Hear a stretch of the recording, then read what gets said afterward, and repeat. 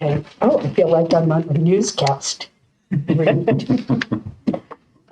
So welcome everyone to our February work session.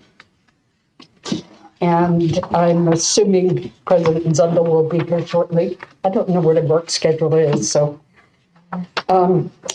we will go ahead and start with our report on construction and BDK project management from Ken. And he's probably going to turn it over to Chris.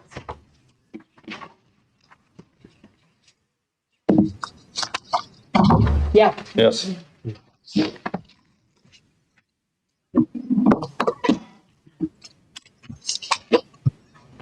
So we're just going to get it.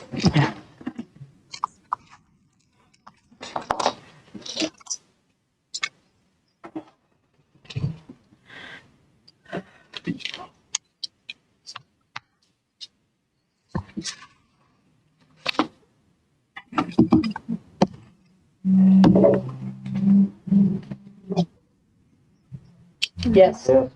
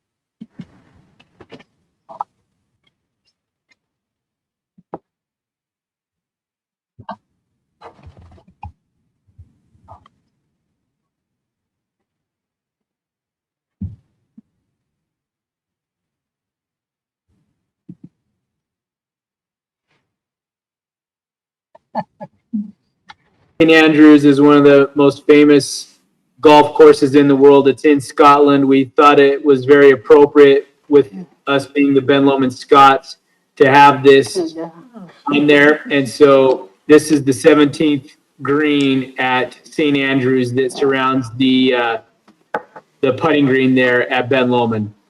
Oh, that's awesome. In terms of the work that's going on, so as mentioned, they have done the interior footings for the concessions. We already talked about demoing the old building, and then the electricians are wrapping up their punch list in the new building. And then stuff that is continuing to go on. So they should have poured the slab for the concessions this last Monday. Where it says trench drain, that's actually up on the baseball field, just to deal with a drainage issue, to make sure that we don't flood out the home team dugout. So we've gone in and added a trench drain there just in front of that. The plumbers are doing their work with the concessions as well. A lot of dirt work going on to fill in where the old building was and start getting the rest of that parking lot prepared that is west of the new building. And then we've got just some handrail installation, and then the masons were starting at the end of last week on top of the footings and foundations that you're seeing in those images. Are there any questions on Ben Lomond? Okay. If not, then let me see if I can pull up.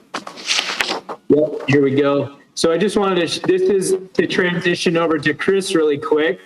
Just wanted to share this with you that in the latest 2020 Most Outstanding Projects from the Utah Construction and Design magazine, that for the second year in a row, Ogden School District is being recognized for the most outstanding small K-12 project.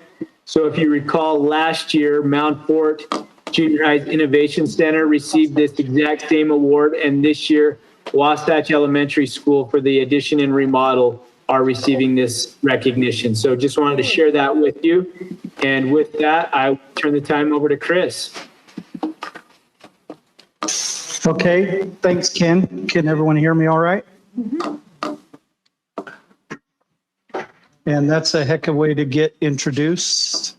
A fantastic project, and I hope that the students are enjoying the new facility.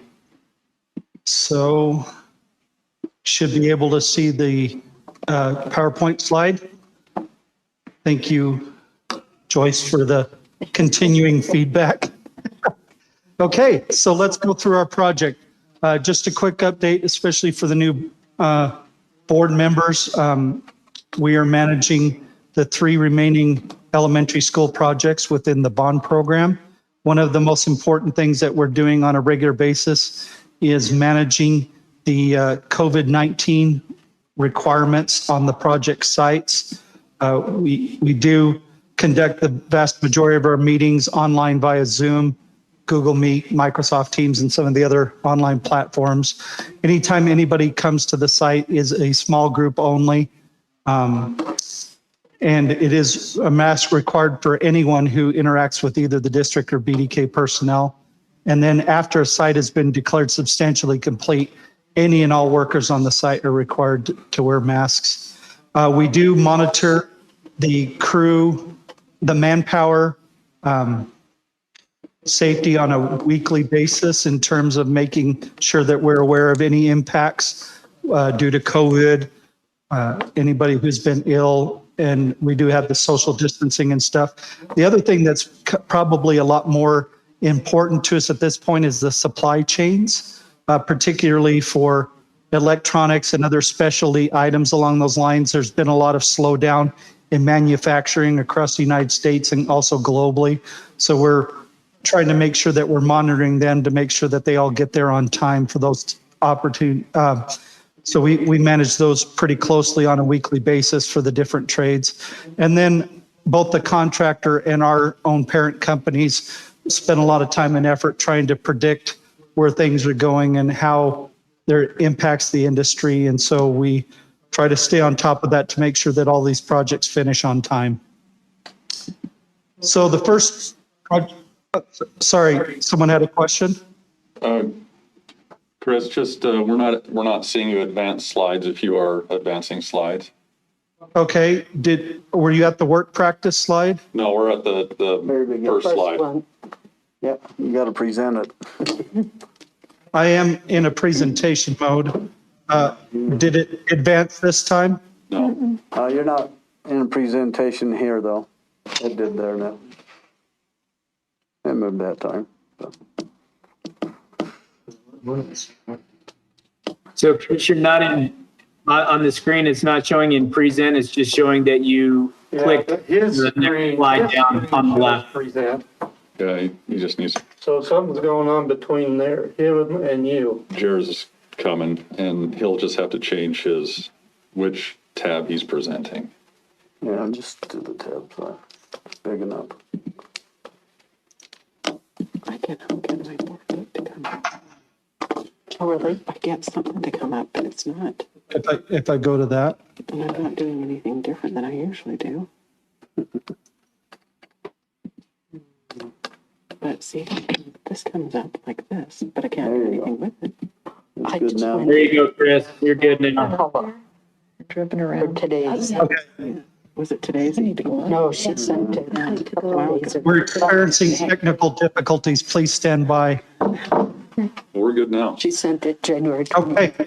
Okay, I'll look. Okay, so the first school we're going to talk about, just giving a brief overview, is East Ridge Elementary, formerly known as Horace Mann. So the work there is progressing very rapidly. We're still looking at a completion date for the beginning of June for this building. And then we will, at that point, move out of the old building, tear it down, put in the rest of the parking lot, and then remove the rest of the old school and put in the playground equipment. So it's moving very, very fast. The mechanical systems and plumbing and electrical are starting to move into the finishes side of it. The exterior masonry cladding is complete. The drywall is pretty close to complete in the school. There's still some texture and other paint and tile that we've been starting. The electrical transformer was set this last month, so that was very exciting. And we're getting quite a bit of the site cleaned up in preparation for the spring paving and landscaping and other work that's been going on right now. So here's a couple pictures. The first one, a little bit farther down, you can see the older school in the background. And then the other one is from across the street on 9th.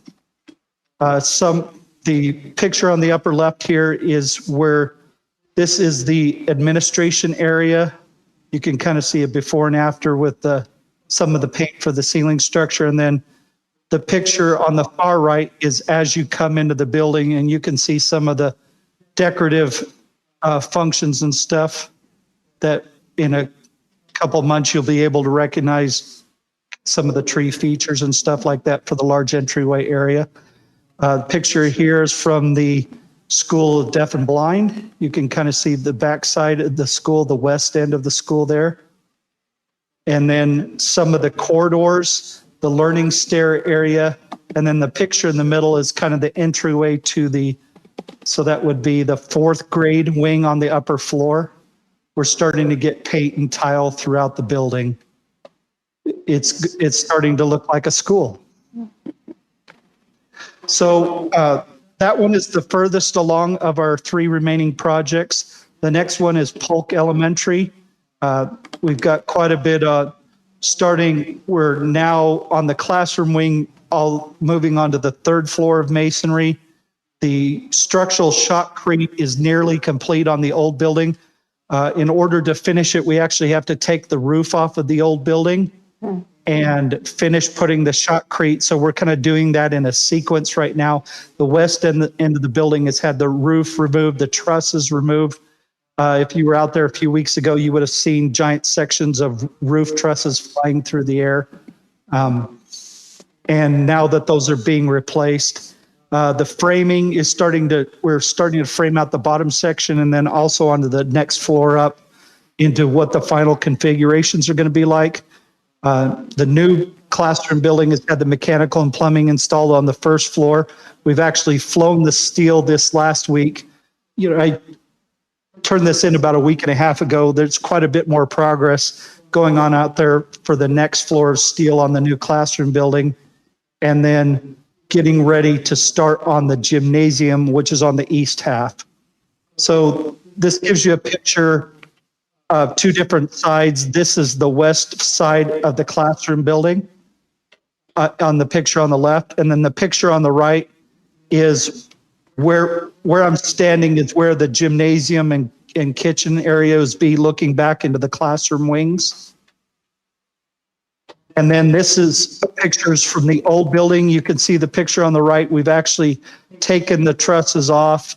They had just finished putting on the shotcrete in order to structurally stabilize the building all the way up. But you can see on the picture on the left, quite a bit of the fire pipe, the cable tray, the mechanical systems are already installed in the old building.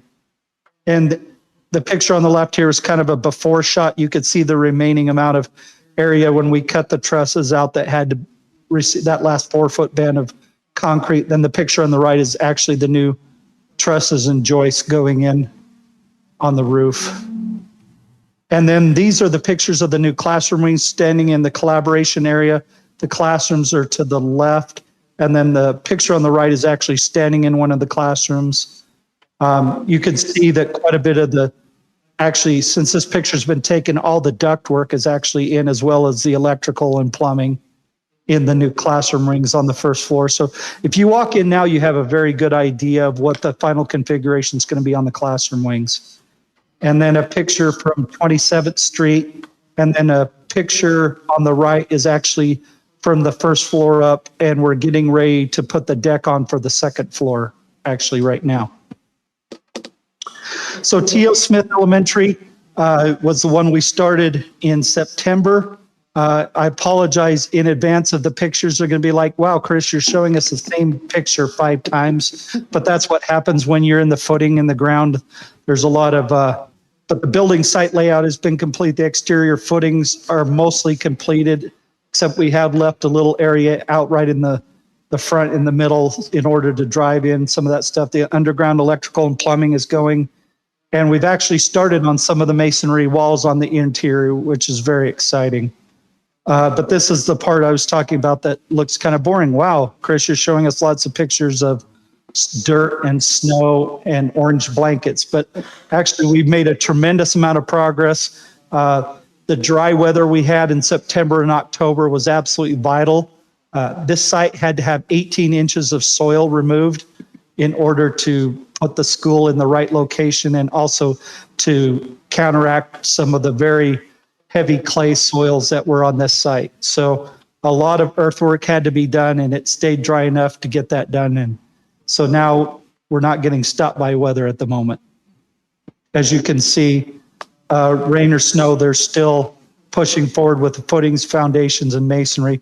We actually, this is a good picture on the left. It shows the steel package because of some of those impacts that we were worried about with COVID and steel production. We went ahead with an early package to procure the steel, and it's sitting on site waiting for us as we start getting the walls up enough in order to make sure that we're on track and on schedule.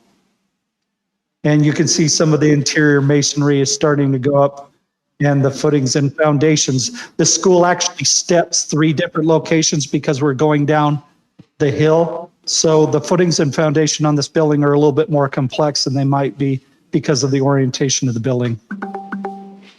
So this is my, for those of you who haven't been here, I try to put something either amusing or entertaining or educational, or hopefully that it pushes all of those buttons. So for all of you who remember our windstorm from a few weeks ago, these are pictures from the 3rd floor in the old Polk Elementary building along the east side. So we had these, in order to maintain temperature inside the building for some of the things we're installing along that, all of those window frames, we had these large wooden frames put in there with plastic over it in order to help control the temperature inside the building for concrete, some of the other thing, the shotcrete and other things we're doing on there. So these wooden frames were actually nailed into the wall, into the masonry wall, and the wind literally blew every single one of these window frames. It ripped them out of the masonry all along this entire 3rd floor. And you could see it damaged some of the ones on the 2nd floor. But the good news is earthquakes and giant windstorms, and the crane out there was spinning like a top. We put a weather vane on it so that it wouldn't be damaged by the wind.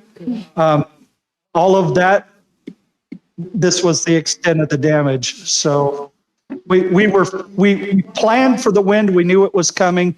And fortunately, this was the extent of the damage. But this was such a fun picture, I couldn't resist. You could see literally every window bay, they were ripped out. So anyway, any questions? Okay, well, thank you for the opportunity to present.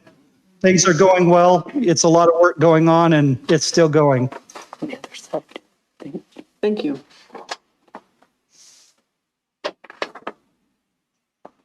Okay, we appreciate the report. It's fun to watch those buildings go up. Now we're moving on to DLI. International Baccalaureate, sorry. Yep. Chad Carpenter will be presenting.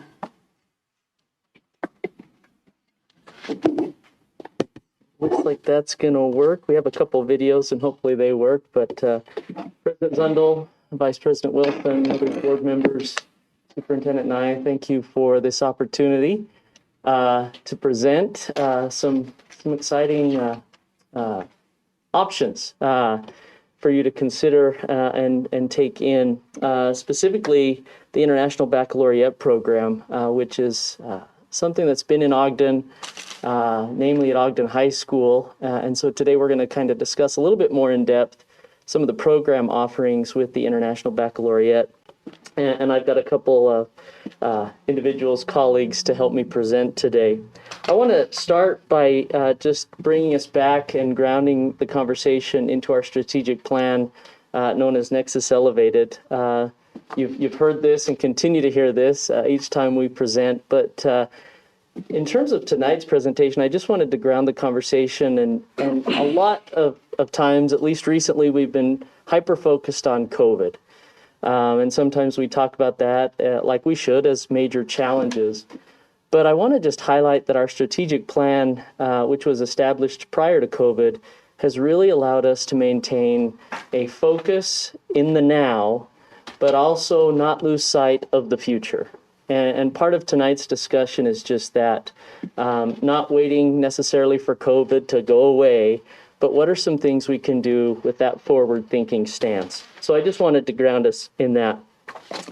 Since April, last April of 2020, we have had an International Baccalaureate Exploratory Team. I've got pictures of 4 individuals here, but there are many more behind the scenes as well. But I'll mention these. Dr. Nye has been a key part of that. Myself, Adam McMickle, the Director of Student Achievement, and Alexi Flint, who's here with us tonight. She's the IB coordinator at Ogden High School and counselor. Others that aren't pictured here that were included and have been instrumental. Kelly Boren, previously the IB coordinator at Ogden High School, helped us tremendously in the early stages. Robert Kelty, who works for the International Baccalaureate program, we've been working closely with him. We've been working with our principals, Heather Gerard, who has a wealth of knowledge with International Baccalaureate. We've had communication with Cynthia Smith and Keely Espinosa, and those names will make sense as we progress in the presentation as to why. And then also have shared information with the Student Achievement Committee, which is one of the board committees here. And then also have made contact with some of the numerous IB schools throughout the state of Utah and getting some information from them. So what is an IB education? And really, when you think of what would be the ideal education, the ideal environment, what we want our students to experience, what we want our teachers to experience, really a lot of what the International Baccalaureate programs offer is that ideal, in my opinion.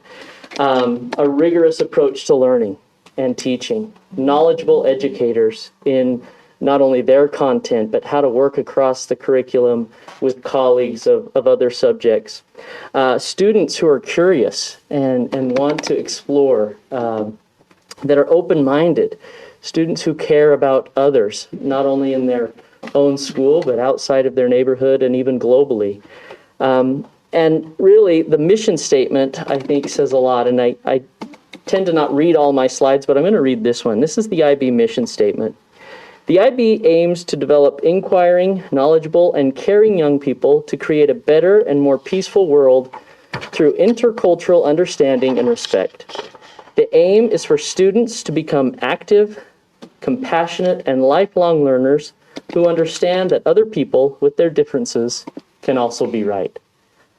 Now, in our current state in the world, I can't think of almost a more beautiful mission statement than that in what we're hoping to accomplish in education. The IB really started in the 60s, and it started with a diploma program. It started in Geneva and has since grown to, as the name suggests, internationally. It's not just a catchy name, it really is a global educational network. You can see in the IB Americas the number of world schools there. The green represents the Africa, European, and Middle Eastern schools, and then the Asian Pacific as well. So when we talk of IB schools, and even Ogden High is a world school. It is an international baccalaureate school, which is exciting. This just gives you a different view of the 4 programs that are offered in IB. I mentioned the first one where it started with the diploma program. That is what we have at Ogden High School. as well as the career-related program, which is the CP program, also at Ogden High School. But there are also the primary years program and the middle years program, which we'll go into a little bit more in depth here shortly. I'll point out, and you can see those numbers globally, in Utah, there are 3 primary years programs currently. There are 3 middle years programs, 11 diploma programs, 1 at Ogden High is part of that 11, and 3 career-related programs, once again, 1 being at Ogden High. So we're fortunate to have that. Central to all 4 of those programs is the learner profile. And you can see here, they're listed there. Basically, these are 10 attributes for those students that we desire, that we aim to develop, that the IB aims to develop. That inquiring mind, knowledgeable thinkers, communicators, principled, open-minded, caring, risk-takers, balanced, and reflective. Really aiming to develop that international mind, recognizing that as students, we're part of a larger community. And that larger community includes educators, families, and fellow students. Also, you'll see throughout the IB as this approaches to learning, the ATLs. And really it aims to develop that student-centered approach to learning. The student-centered, really building that whole person development. Part of this approaches to teaching that you'll hear throughout is an inquiry-based approach, right? An inquiry-based approach to learning where it's allowing that knowledge to be constructed via questioning, really seeking, being curious. And that's true not only in academics. We want our students to ask those questions in school, but we want to develop that as a skill as they move on to college and career, right? So a lot of times in the International Baccalaureate programs, students are involved in authentic problem solving, whether that is doing that, solving problems by themselves or working in small teams and small groups, really tackling something that is meaningful, that they can relate to, a really authentic approach to learning. I'll turn the time over now to Alexi Flint, who I mentioned earlier is the IB coordinator at Ogden High School. And what we'd like to do is just kind of go through each of these programs. She's going to walk us through the DP and the CP program and some information there. And then I will walk us through the MYP, Middle Years Program. And then Adam McMickle will walk us through the PYP program. And we'll go there. Alexi?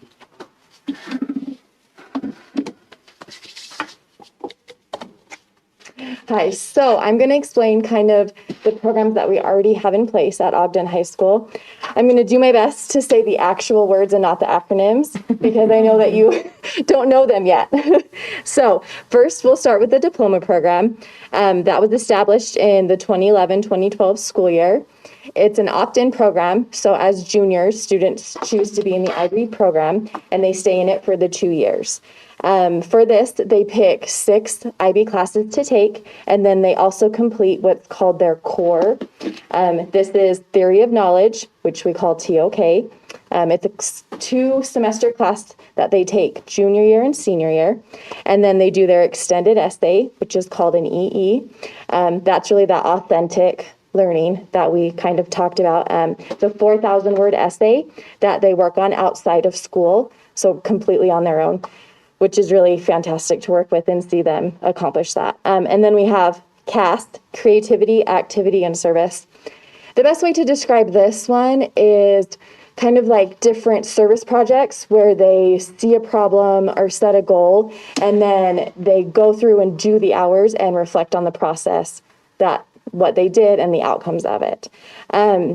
Currently, for our 2021 cohort, we have 13 students enrolled, and then for our 2022, we have 12. Our benefits of the diploma program are that it provides that international recognition, and then also college credit. we've had students go out of state, out of internationally, and it's been really wonderful to talk to them and hear the benefits of the program. And kind of the biggest thing they are telling us is that they're 100% prepared for college. I have a background as a school counselor, and a lot of our students go to the first couple years of college, and it's rough, right? They drop out. It's too much. They can't really handle it. And our IB students come back time and time again and tell us, it's a breeze. Like, it was way easier than my IB stuff. I know what I'm doing. I'm prepared. And so that's the biggest, I think, number one feedback that we get from everyone about the IB diploma. Our students also do wonderful with scholarships. If you look, I have the scholarship totals listed out for the past couple years.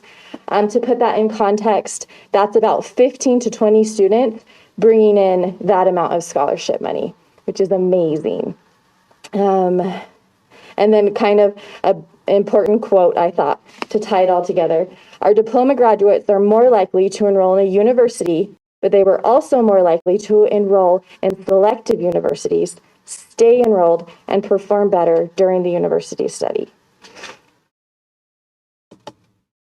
Our next program is the career-related program, which we just launched this year. So I feel like this one, I can answer all your questions because I'm really into it right now with my teachers. It's similar in that it's an opt-in program. So junior and senior year, our students pick a CTE pathway that they're going to complete, 2 IB classes, a foreign language, and then their personal and professional skills class that they take as well. They also have a core piece where they do service learning, a reflective project, and then their language development. For our cohort, we have 11 students in that right now. I obviously don't have any personal feedback yet because we haven't had a graduating class, but all the information from IB and the CP tells us that CP graduates attend university full-time, 87%, and also stay enrolled continuously without any gaps. The CP program can also be described as kind of that great combination between post-secondary prep and careers. So our students who already know, I want to go straight into this field, I want to really focus in high school, but I also want to really be ready for university.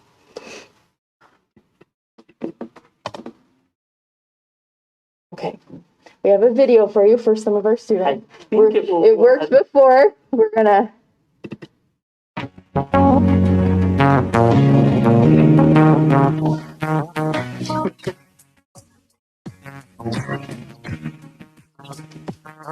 I actually came to Ogden High because of the IB program. Some of my classes just seem a lot more simple at a college level because I did take IB. It's not about being a good student. It's about being able to build and growing as a person, growing as a student, growing as a leader. I'd say if you love learning and you want to be challenged, you should do IB. I am IB.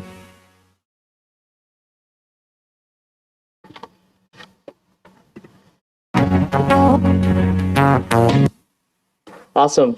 So that's a little bit of the DP and the CP program. Wanted to now transition into the middle years program. Some differences in what you just heard. So the middle years program is a whole school approach. So at the school that the MYP program would be housed, every student would participate in the MYP program. It's a unique approach. It's what we call an interdisciplinary approach, which means teachers are creating an opportunity for students to make connections across the curriculum. And that's exciting, which really helps support the use and application of the knowledge that they've gained. It really helps to deepen that learning. And as I mentioned, it's a whole school approach. Also, that learning profile is a key that I mentioned, and that those approaches to learning as well. And then the school enjoys an innovative and visionary reputation. I know when you think IB, when you think even Ogden High, when you think of that title, it's something that distinguishes one school from the next. I know we reached out as part of our approach to some of the IB schools in Utah And they very much had that sentiment, that very prideful approach in their own schools. I know I spoke with a school called Channing Hall in Draper, and very much looked at themselves as that innovative and visionary approach.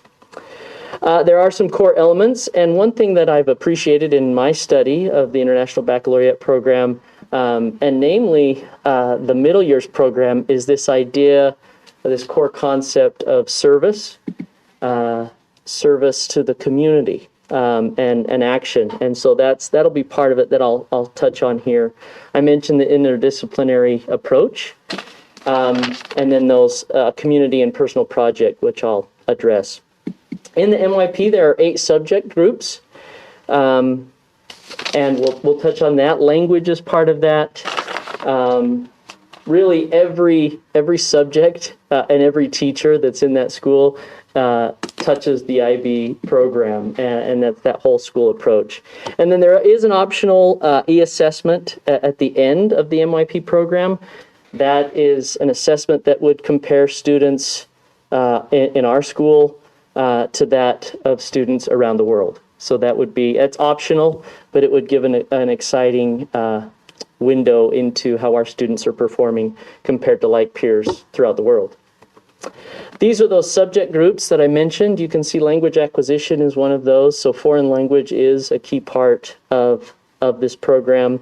Language and literature, individuals and society, sciences, math, arts, physical health and education, and design, which, like I mentioned, covers all the teachers in a building. And all those teachers working together to create what we call these interdisciplinary units, right?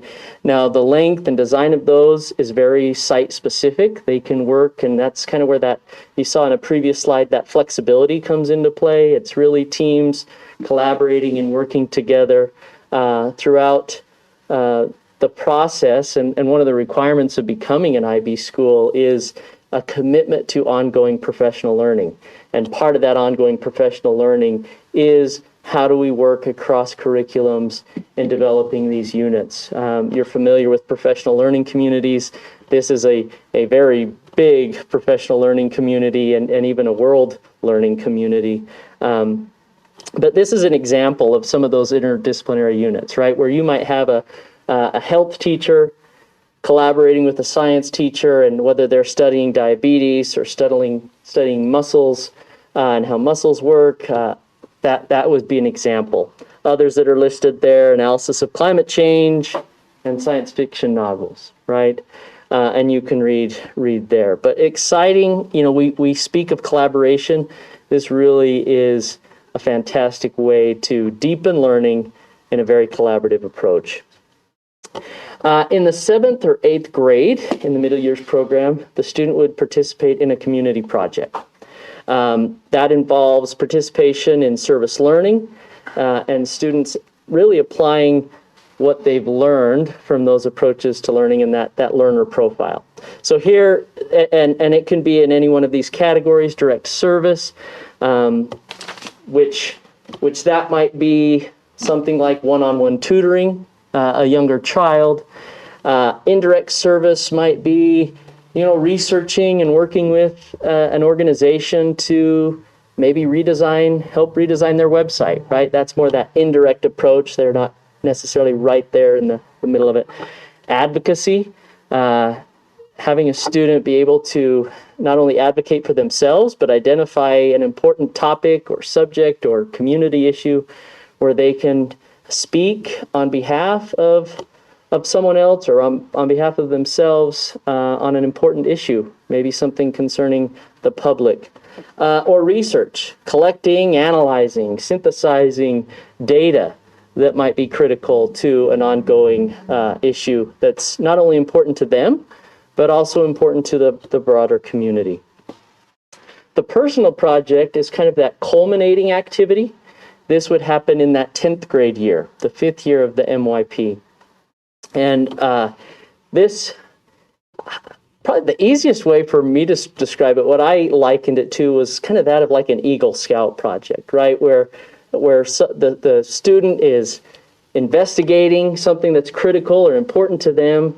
They're making the plans, they're organizing that, they're taking action, and then they're kind of reflecting on that whole process and what they learned, what others learned, what was the benefit. So exciting, and once again, very, very driven by what is important to the student themselves, and identifying how does it affect the larger community with which they're a part of.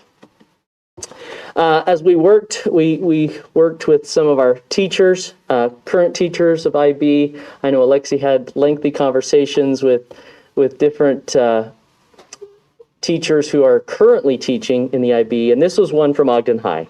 I'll once again read it. I love IB.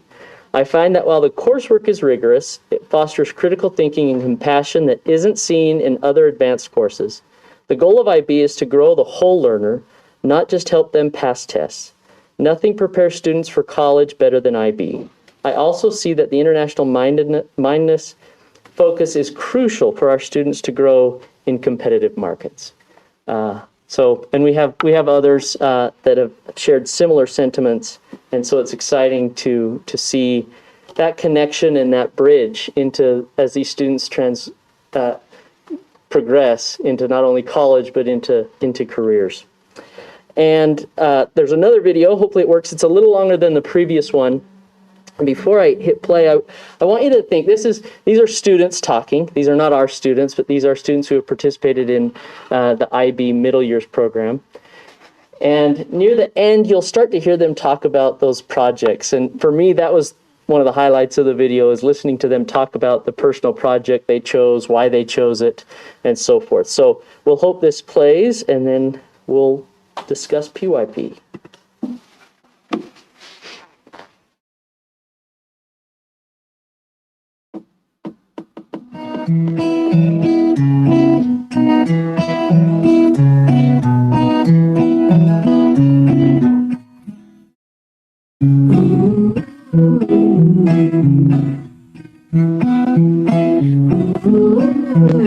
I think the MYP is a real great preparation for the diploma program. It focuses on independence, taking things in your own hands. I think being an IB student really changed my views of the world, because now when I study something, I know that it's going to be helpful in my life. It's not just going to be there for nothing, just to know.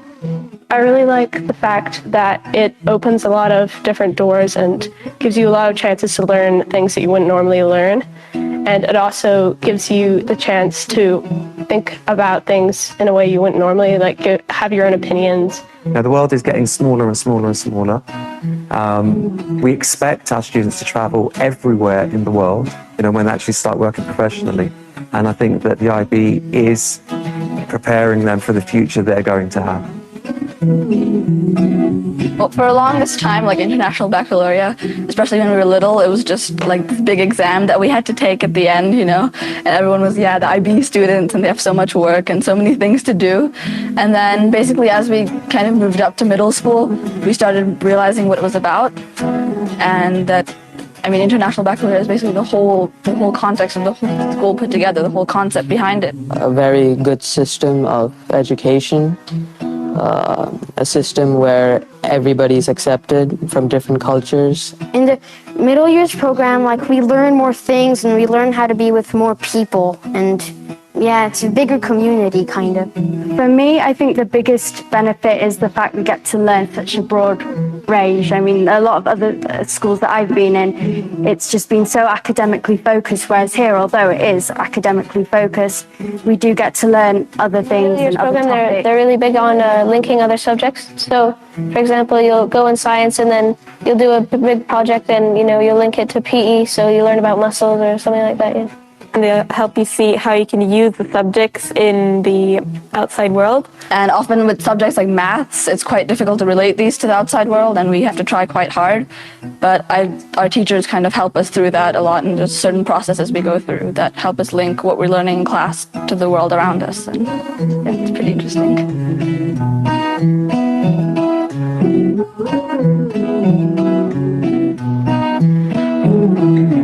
There's a thing called the IB Learner Profile, which is basically characteristics students should have and should acquire, such as being knowledgeable, well-balanced, caring, open-minded, characteristics like that. And we develop on them and not only do academics. We want citizens in our community and an increasingly international cosmopolitan community to be compassionate, to be curious, to be understanding, open-minded, but rigorous and hungry in their pursuit of truth. I think the learner profile really does help the students to gain an understanding of what it is to be an international person. So it wants to make you kind of an analytical mind. It wants to make you criticize what you learn. It wants to make you open-minded. I hope that I embody the learner profile. I work really hard as a student and I strive to meet all of my goals. The most challenging thing about the middle years program is probably reflection.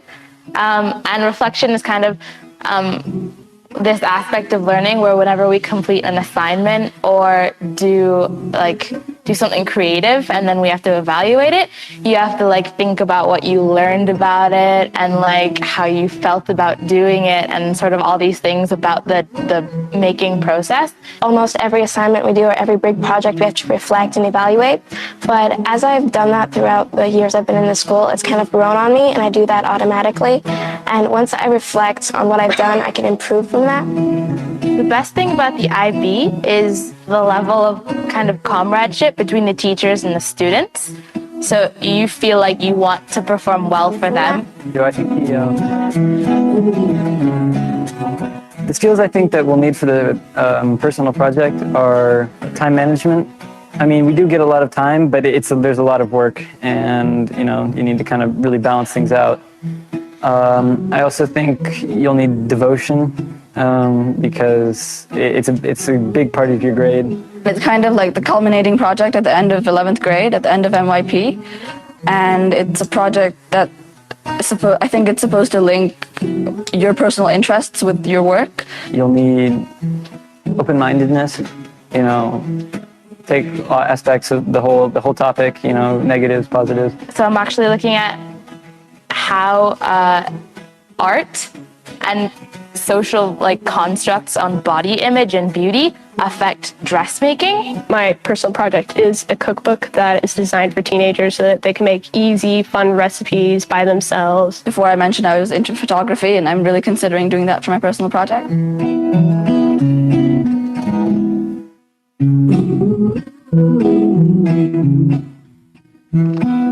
Community service is usually fun. It's supposed to be fun, and also it's a good way for us to interact and assimilate in our communities. You have to do something that is giving back to the community, but not doing anything for yourself.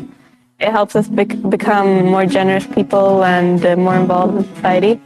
Might serve soup at a homeless shelter one weekend. At the moment, I'm helping my friend out with a play that she's writing for the PYP, so we do that every Tuesday. It also has improved my social skills, so I'll be better socially. And also, the drama club, they also teach us how to do well in interviews too, like this one.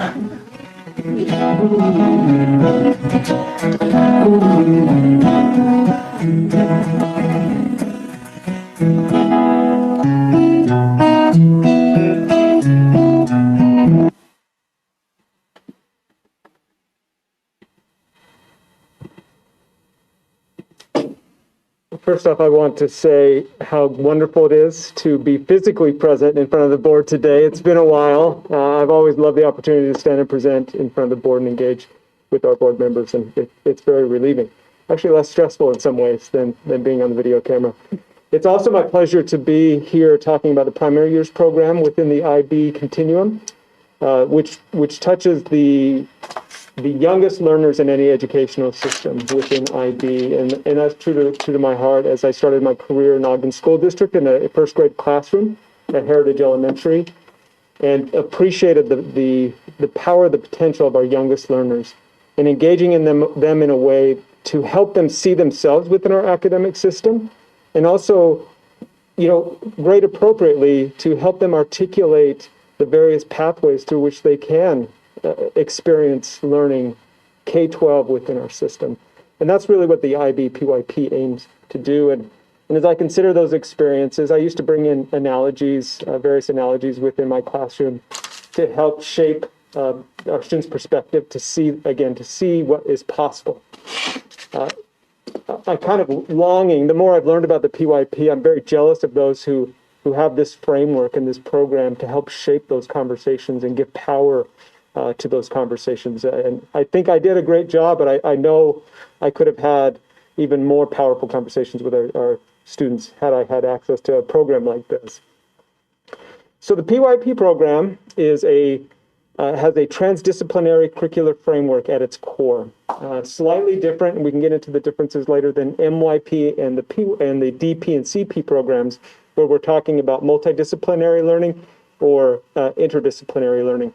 Both of those, like multidisciplinary learning in the middle years program and in the high school, you are guiding and developing students as they appreciate various disciplines, the boundaries of those disciplines, the maxims within the discipline, the language of those disciplines, and gaining greater understanding of those disciplines.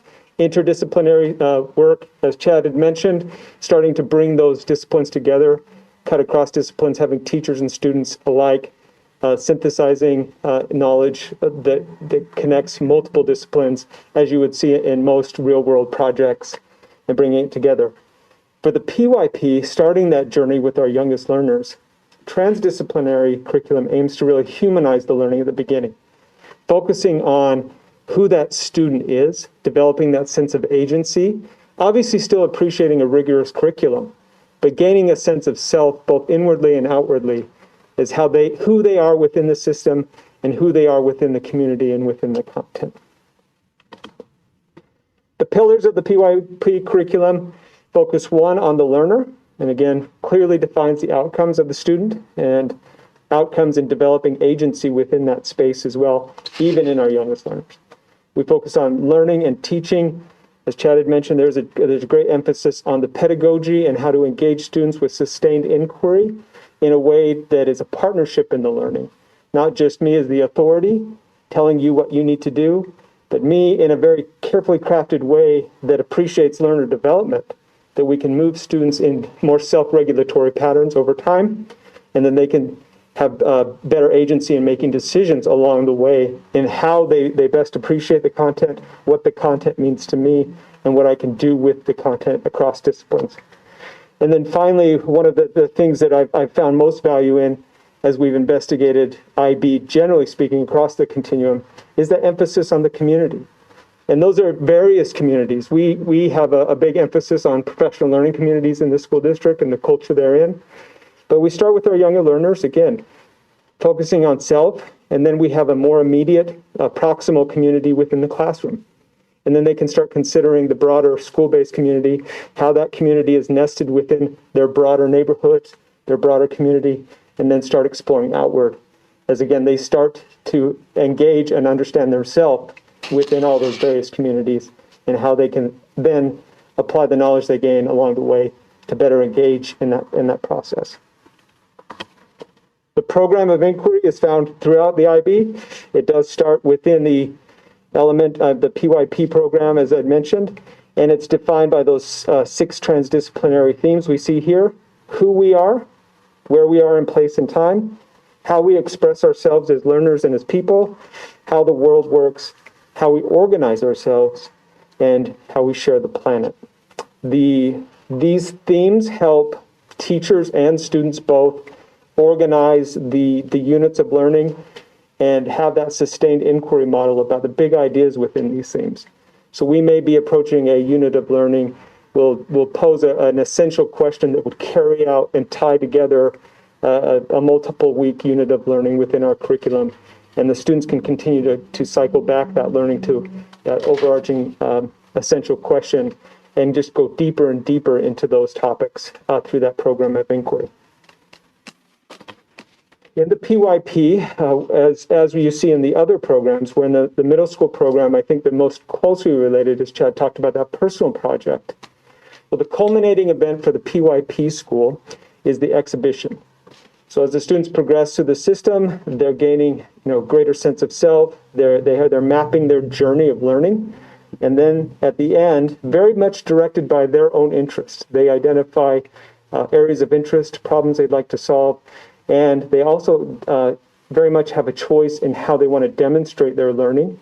And they put in an exhibition piece. It could be from a poster board to slide decks to video presentations, but it is a culminating comprehensive exhibition based on their journey through the entire PYP program.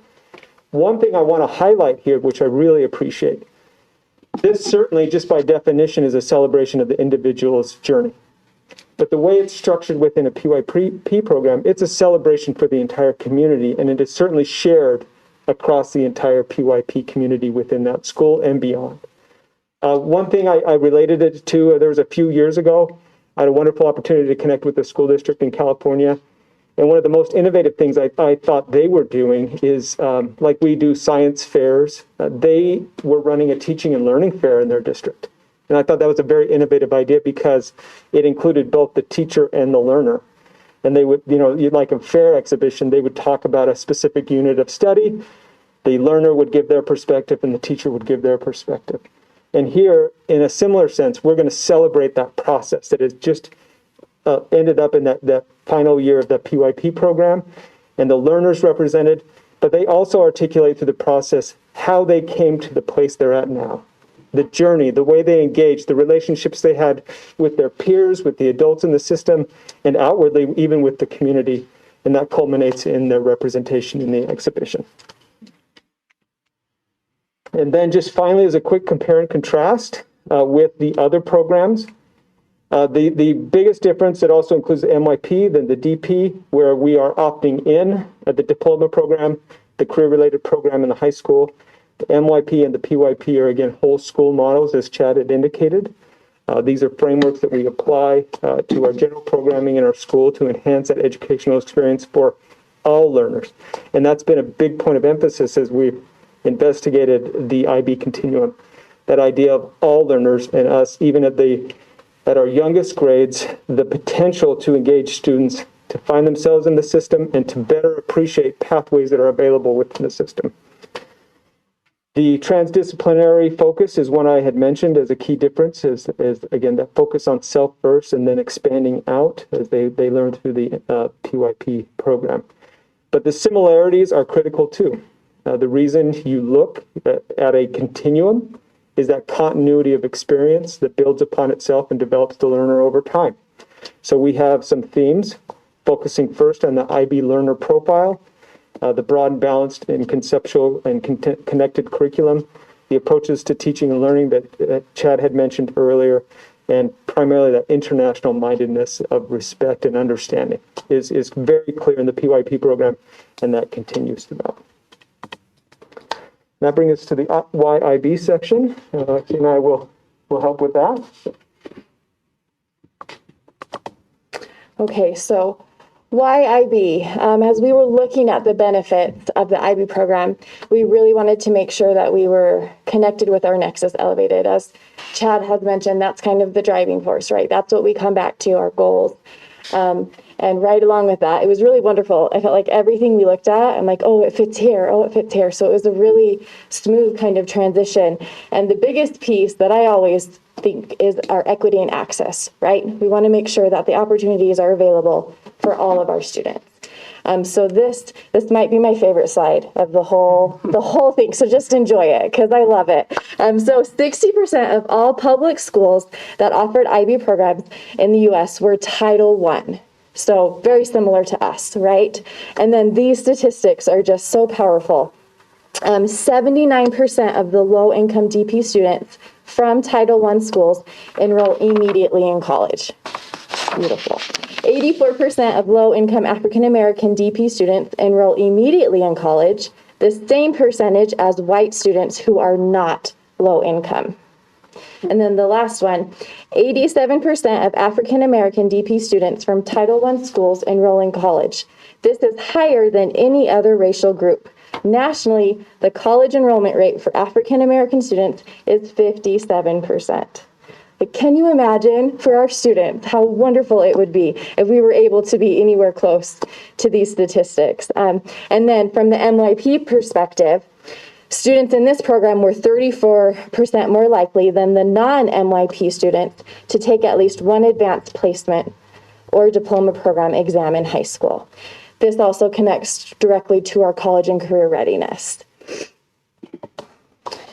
I believe everyone has access to the board proposal, right?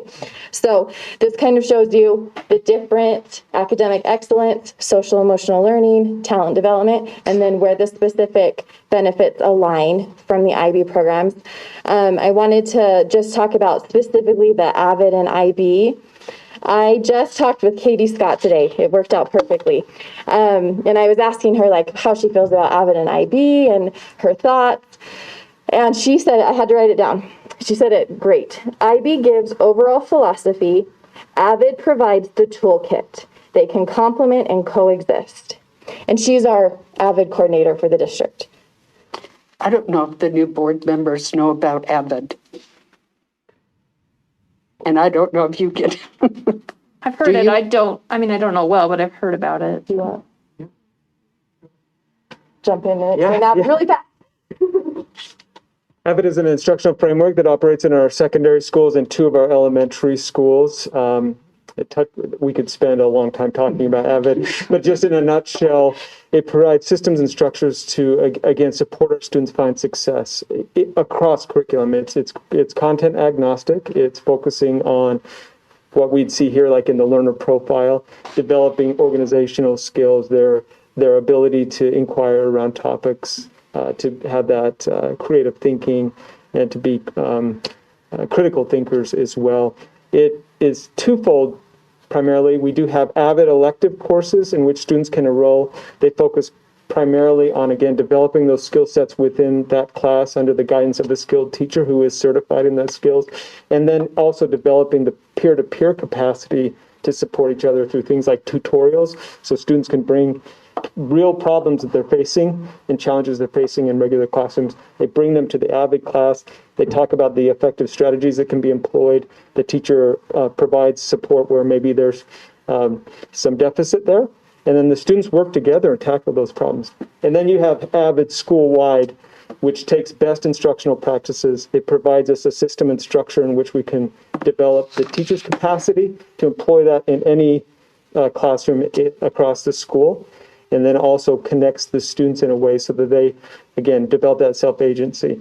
And where she was talking, and Katie talked about perfect complement, the AVID system and the IB system have those similar gains in developing that student agency, student self-awareness, and their ability to self-regulate along this pathway.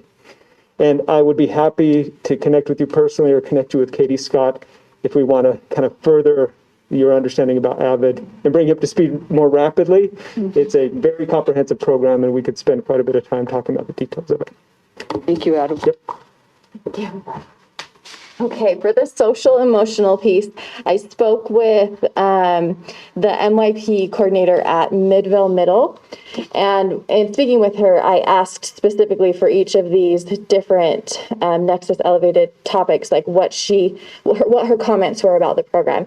And for social emotional learning, she said that the MYP program unified her school and brought them together so closely. Like that was the number one benefit she would say that came from the program. And that speaks directly to our social and emotional learning. And then for our talent development, just kind of back to that previous statistic about our students who, former MYP students, were 34% more likely than non-MYP students to take at least one advanced placement test. Okay, and then obviously I'm probably a little partial to the fact that MYP just leads directly into the CP and DP programs. You can see that the students will already be familiar with right? The process, how in-depth, inquiry-based learning, all of those things. So it just is a really smooth and helpful transition. I was talking to Heather about this today as well. And while this is a great feeder into the DP and CP, it also is just helpful for college and career readiness in general, right? This program is fantastic, and we want our students to be prepared for that and ready for what's coming. So whether they choose to do the DP or CP, it's still a great benefit to them.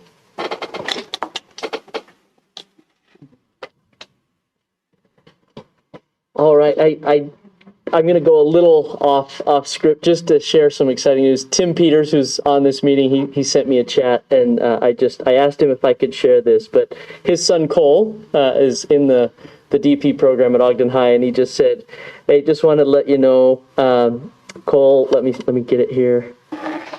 Received notification on Tuesday that he was accepted to the Clark Honors College at the University of Oregon." So just a huge celebration. That's a great, prestigious school, and excited for Cole. And I think, as Tim would indicate, can be connected to the education that he's received at Ogden High and the IB program. So just exciting there. You each have received the more comprehensive formal proposal of tonight's discussion, and I know you've had a chance to go through that. I just wanted to specifically discuss that a little bit here.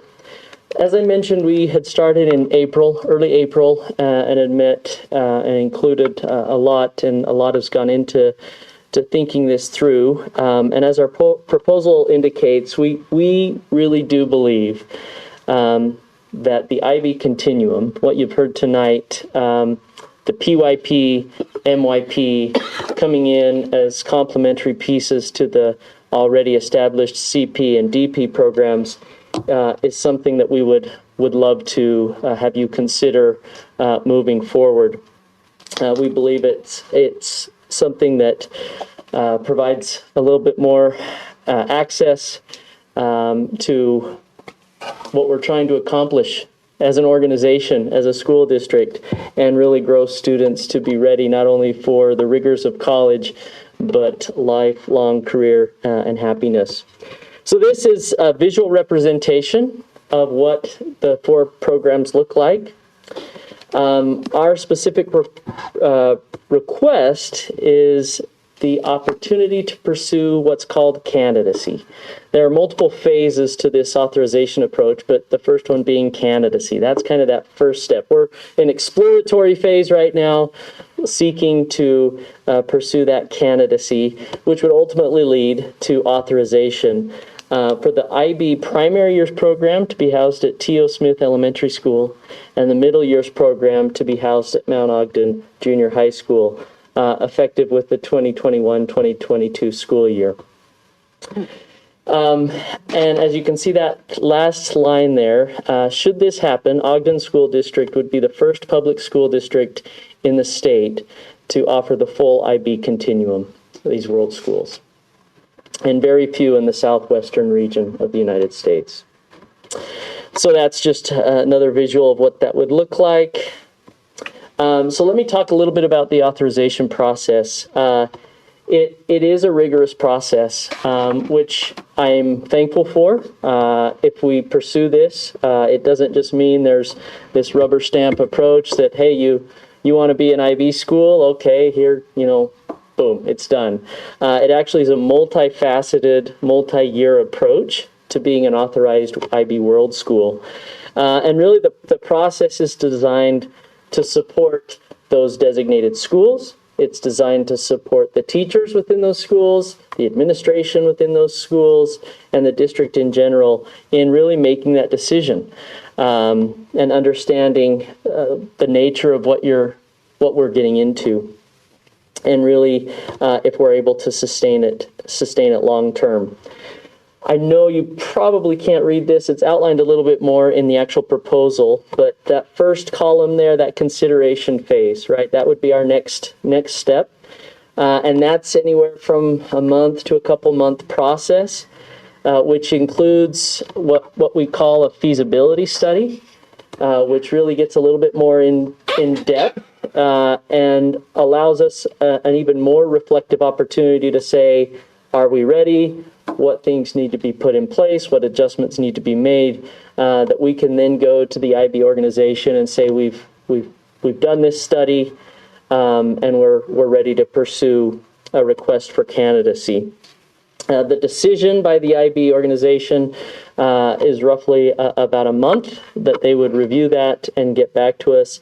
At that point, we would be considered candidates and enter the candidacy phase, which is a lengthier process. That phase typically lasts about 1 year in the candidate phase, where it includes consultation visits, it includes a lot of professional learning, it includes additional verifications that we are ready, that we're ready in the short term, and that we're ready to sustain this program long term.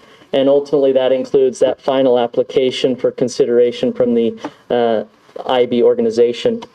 The bottom row there talks about, kind of follows the phases.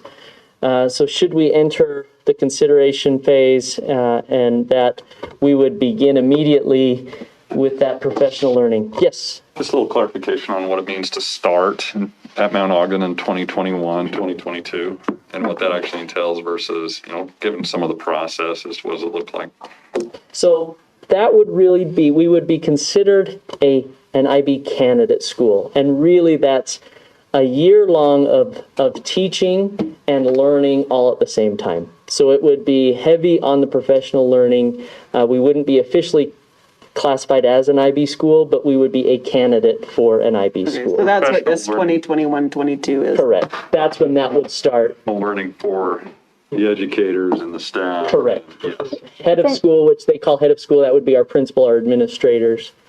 Yeah. Does anyone ever get turned down? I mean, oh, I'm sure. I believe so. We've got Robert Kelty on the phone, or on the line. Robert, I don't know if you heard the question, if you're there. Hello, Robert.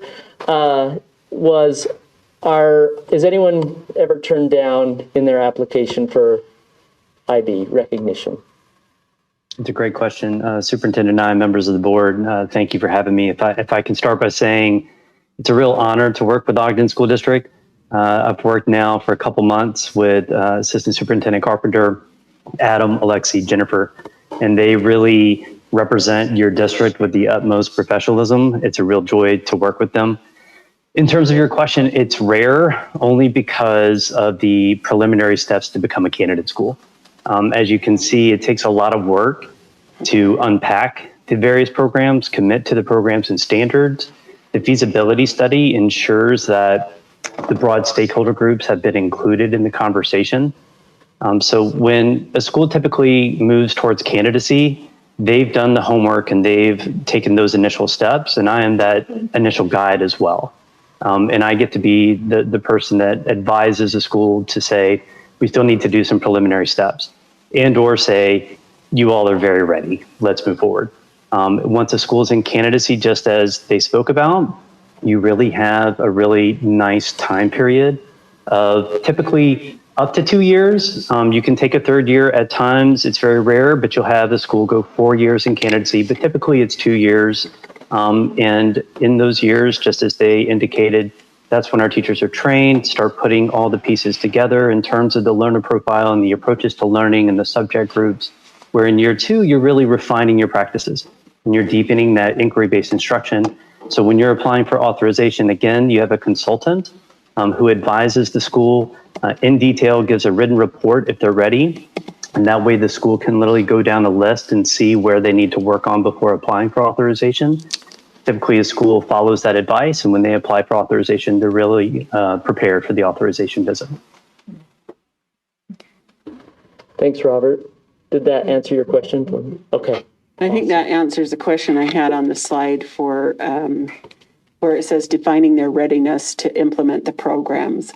So I'm assuming that you work closely with Robert and he helps coach you through what we need to do to get prepared for to being ready. Yeah, that's correct. Yep. All right. Throughout this process, just like anything we're exploring or contemplating prior to really going far into that, we do always look and say, okay, what are the current considerations we need to be mindful of? So I've asked Adam. We'll all kind of tag team and jump in where necessary. But I've asked Adam to kind of walk through the considerations specific to this proposal that we've discussed as a team. And while he's coming up to the podium, I just want to let board members know that Superintendent and I shared these slides with us. It's kind of hard for us to see everything on here, so if you look in your email, you may be able to pull up the slides, and it's a little easier for us to see it here. Yeah. As Chet mentioned, these are the considerations that we'll keep at the forefront as with any change as you lead those efforts.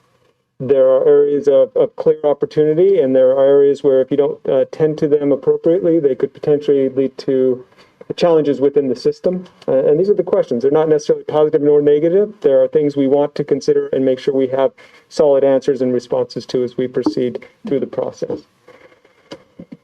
So the first consideration we brought up, I'll just give you a little context on each of these, and certainly if you have any questions regarding them specifically, please let me know. The first one is choice in participating in an IB program when enrolled at a neighborhood school. Context around that is within the umbrella of personalized learning pathways within our school district, and we aim to improve opportunities for our students, both within the classroom, where within our general programming, they have personalized options to exercise choice and engage with the teacher to find meaning in the learning, to more comprehensive, along that continuum, more comprehensive programs leading up to those which would be full immersion in a more personalized experience, like a dual language immersion program or the Advanced Learning Academy at Taylor Canyon, where that's a model that significantly restructures their entire experience. The IB program represents a framework that enhances the general curriculum. It's a whole school model. So those living within the T.O. Smith boundaries would experience that model as part of their general programming. And then as a magnet opportunity, those outside can elect to try to come into the T.O. Smith program and also experience the IB program. So just wanted to note that the differences there. It's not a system that would bifurcate a school where we would have a school within a school essentially operating. This is for all learners. And one of the things that I wanted to touch on, one, that idea of all learners is most appealing to me. But I also wanted to talk about the entry point for learning and making sure we're setting all learners up for success. So that's a question when we reached out to the other IB schools, the primary years programs, the middle year programs. We asked them specifically, talk to me about the capacity of all learners to find success. What are the supports necessary? How do teachers engage? How do other adults in the system? How do we engage with the community to ensure success within the system? Because this will be a program for all the learners in that community. And resoundingly so, they said there's not a problem with that. The onboarding process, the structure through the program of inquiry sets the learners up to be successful, one, as you would normally expect. But that emphasis on the learner profile and them gaining confidence in themselves within the system, you see them emerging even more successful than you would even anticipate within a regular support structure. So it's very exciting for students who would be enrolled both at the PYP and the MYP. Also a targeted question we want to ask and continue to ask. You can anticipate with any system that students will move in and move out. So it's one thing to say we will be able to provide success for a student within the system if they start with us in kindergarten and they move up. What about a student who comes to us in 5th grade? Or a student who comes at Mount Ogden potentially and they join us in 8th grade?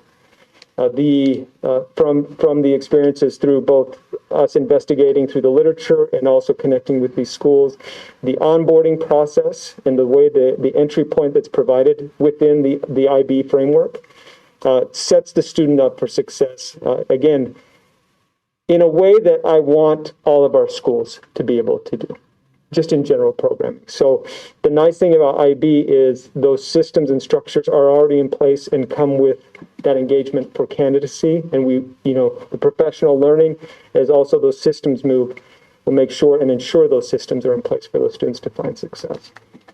So that's why we believe that the whole school model, one, for equity and access, but also supporting all learners is clearly in place, and we can find that as a nice option for our learners as part of our overall personalized learning pathways approach and vision through Nexus Elevated. The second bullet is expectations for staff and training and demand for ongoing professional development. As Chad mentioned, the reason it's here is time and effort and the burden on teachers is always a consideration we want to keep at the forefront of our minds, whether we're in a pandemic or out of a pandemic. So in every conversation we will have and have had and moving forward, we will continue to have is what does that look like for the teachers as well and the administrators to make sure we're not just implementing the program, but we're implementing it well, that we're going to do right by the community, by the educators, and by the students. So we will keep that consideration at the forefront. Adam, does the IB program, do they have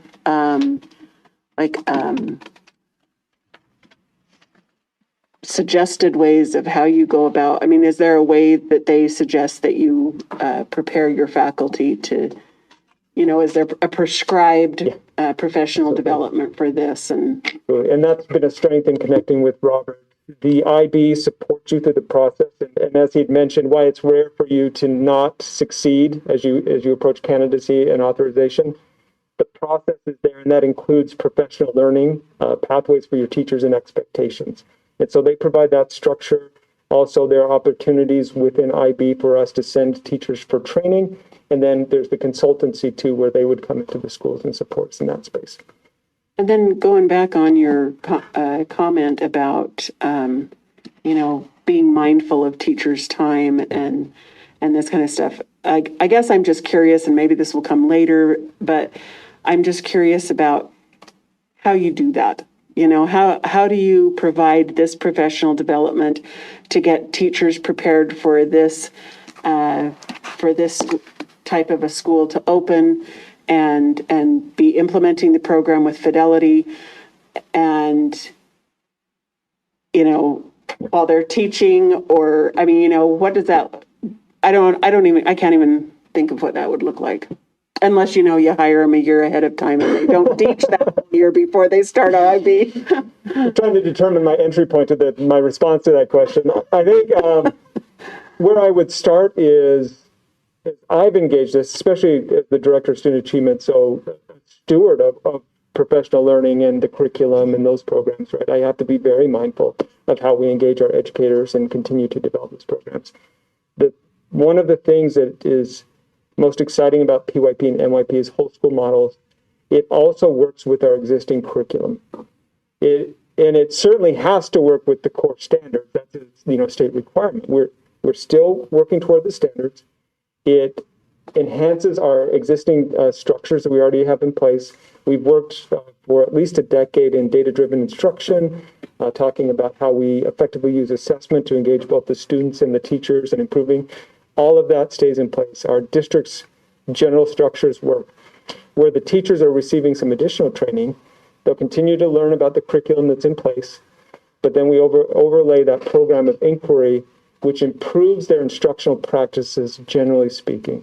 How can I organize the existing curriculum in a different way to be able to engage the students through that program of inquiry? To not just perhaps cover it at a surface level, to ensure that we have essential questions and driving themes that students continually engage and cycle back to increase their depth of knowledge within the programs. To be honest, as we say these words, these are ideals we have for all schools. Yeah. The nice thing about engaging in IB is it provides you that system and structure and the support from the organization to enhance and accelerate that learning in the school as well. I hope I said that okay, Robert. Absolutely. Answer your questions, board member, board president. Yeah, thanks. One thing also that will continue that we've spoken about as well, the IB program and reporting requirements. That was brought up in a conversation today as we've engaged with the principals, Keely Espinoza and Cynthia Smith. A lot of that will be, the burden will be assumed at the district level and will support the schools ongoing. But that's something, again, as a consideration we will bring up often. As with any program, we don't want the reporting requirements and the logistical requirements to interfere with their ability just to operate. because we've seen that happen with other opportunities. So we don't believe it will happen, but we'll also continue to address that consideration. Sustainability of leadership and commitment to program. We know, as with schools, we will see over the life of a school, we will have leaders come and go for various reasons. And we want to make sure that an investment in the International Baccalaureate programs and the continuum will persist and persist at a high level and continue to gain strength over the years, even if the leadership, the principal changes during those periods.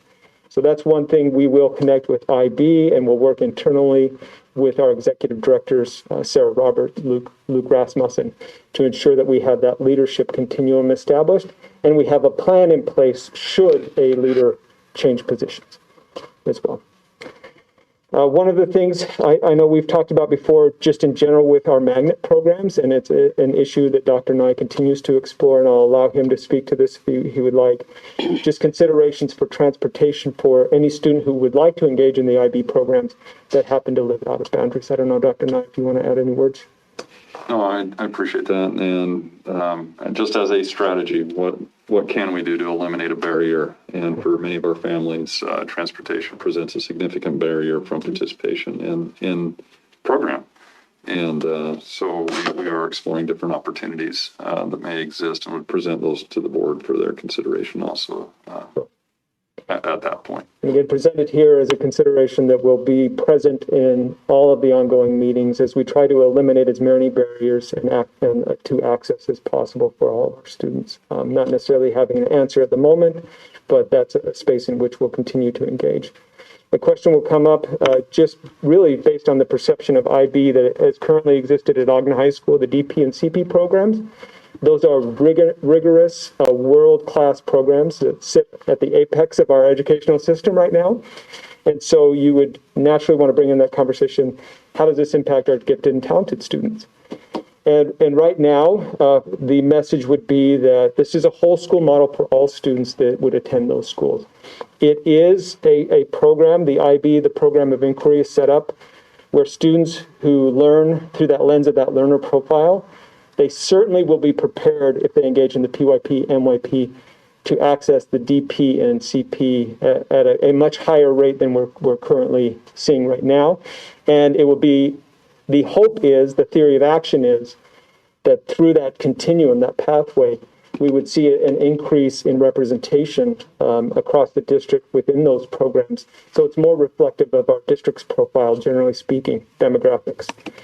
I do want to point, though, for gifted and talented students and parents who are considering what IB might mean for them, if they are looking ahead to IB programs at Ogden High School, this certainly presents a wonderful opportunity for those students. It's not our only gifted and talented opportunity, but it's certainly, they could look at that as a clear pathway toward those. But I wanted to strongly note, the PYP and the establishment of the MYP is not just to feed into the DP and the CP programs. That is not the purpose of these whole school models. And that was a critical point of conversation that we've had and we will continue to have. We hope to see that any student who has experienced these two programs goes to Ogden High School better prepared, generally speaking, to engage in all of the opportunities that are presented at the school. We are going to monitor enrollment in the CE programs, the CTE programs, the AP programs, and the IB programs.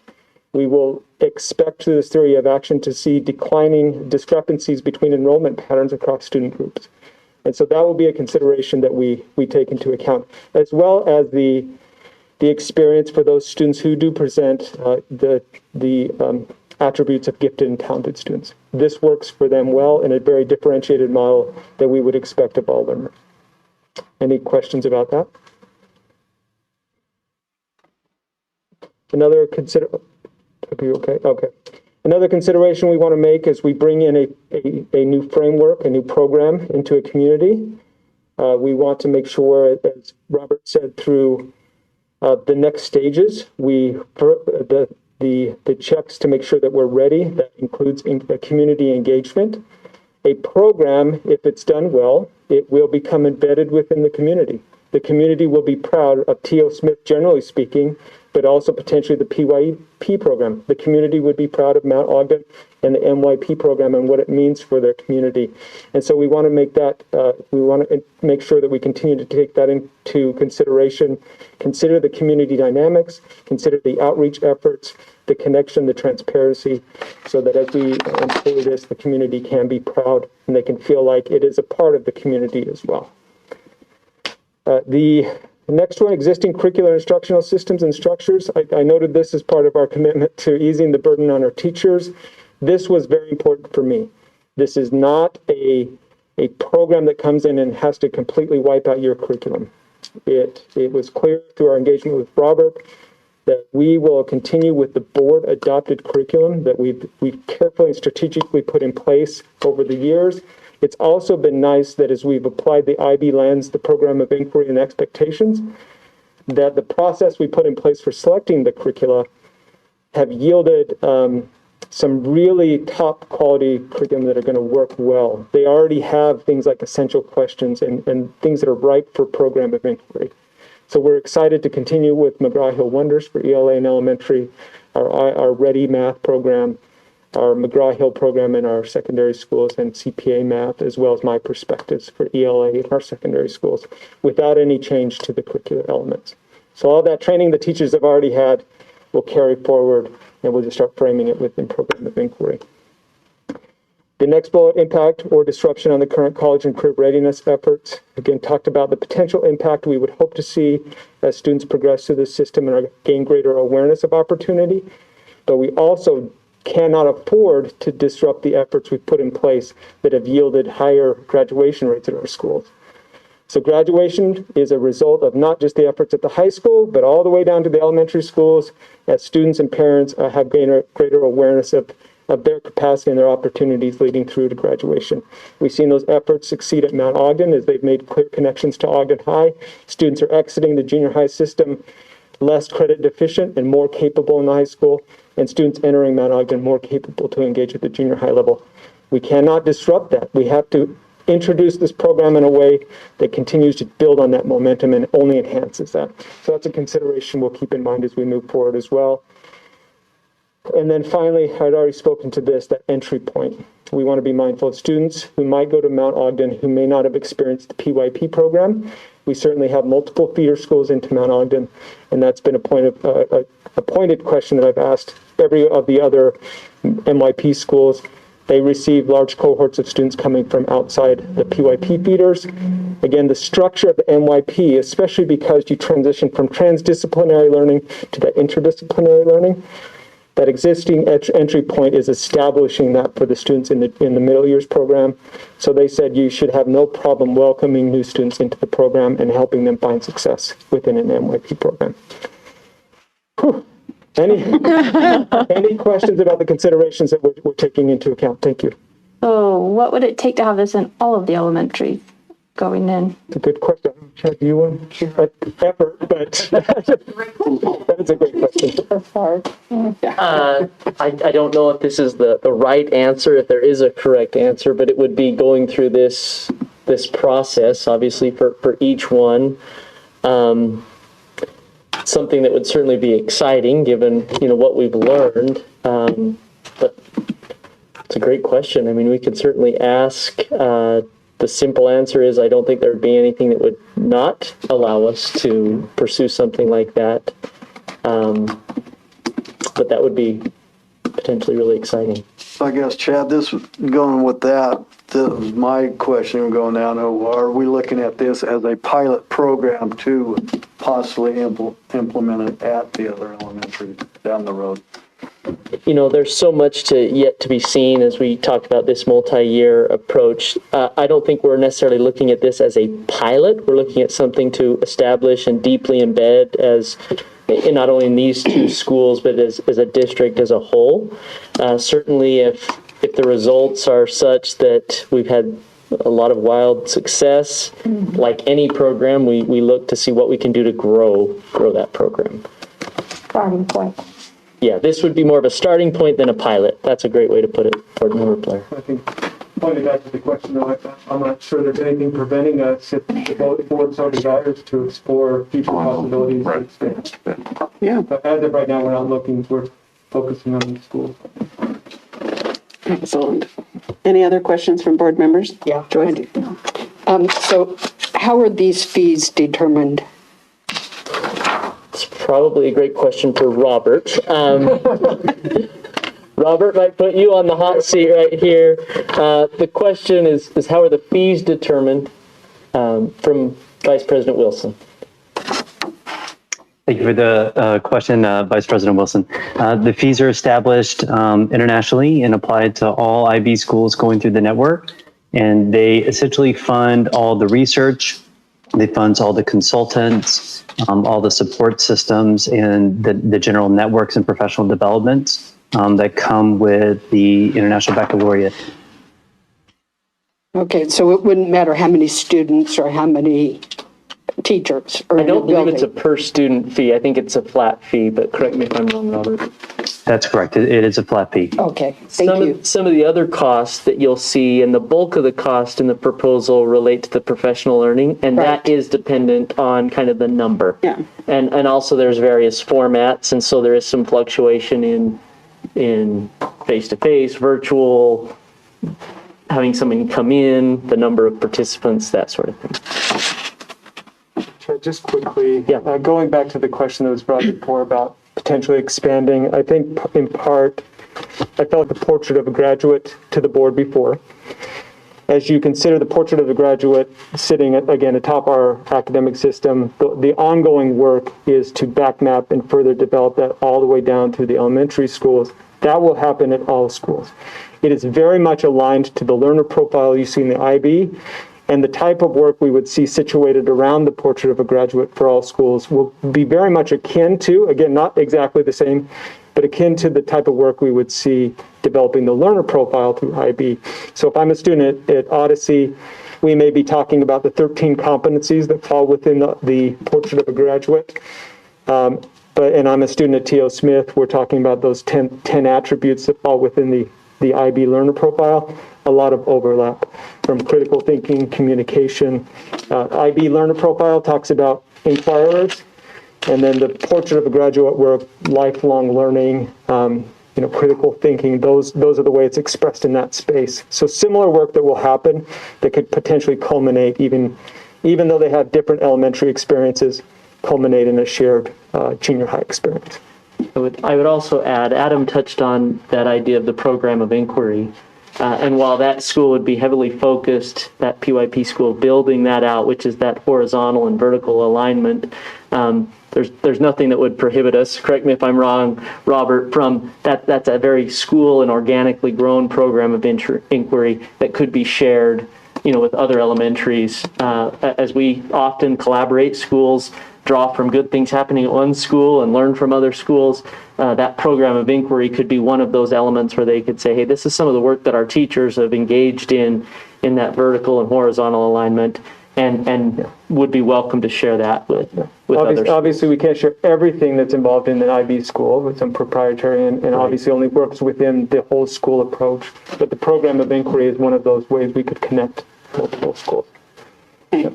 Any other board members with a question? Oh, Arlene. Yeah, I had some follow-up on part of the Student Achievement Subcommittee, and in our current state, we have the diploma program and the career-related program currently at Ogden High School, and I had asked what is the ethnic breakdown of that. I think we got that. It was a great question. Crunchy numbers for you today. Okay, so right now, so we break them up into cohorts. So I'll do the seniors for the DP program. Right now we have 15% Asian, 77% Caucasian, 7% Hispanic, 15% multiracial. That was fast. Do you need me to slow? Okay, so as you know, the minority has become the majority in our school district. So what have you learned so that we can work towards improving and getting more students of color into these programs? So that's fantastic. Adam talked about AVID a little bit, which is across the board in our high school right now. So we're focusing heavily on AVID strategies to help our students. We are also working with the junior highs so that our students are coming, like Adam, I think, also mentioned, more prepared, more on track, ready for the rigorous things. And then honestly, this MYP would be a huge piece because it would be incorporated in their whole entire junior high. So they would know about it and be more prepared.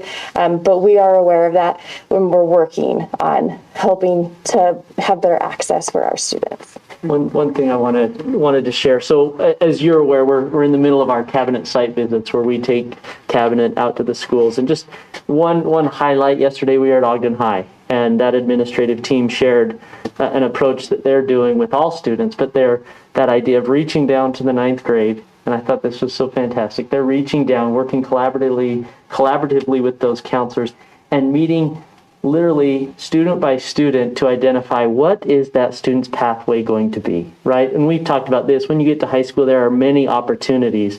And part of it, to your point, is just knowing what's out there. What are the options? And by introducing at least the IB concept and philosophy and some of these approaches to learning and approaches to teaching, that's one way, right? And one way, certainly, when I spoke with the IB school in Draper, when I shared our proposal of having one feeder up into the high school, she said, "Oh, I wish we had that." Right? Their situation is such that MYP doesn't necessarily feed up. So I think that's a great entry point, and one, provide them the skills, and as Adam's talked about, learner profile, but also what our schools are already attempting to do is having those one-on-one connections and kind of starting to map out, set some goals, map out.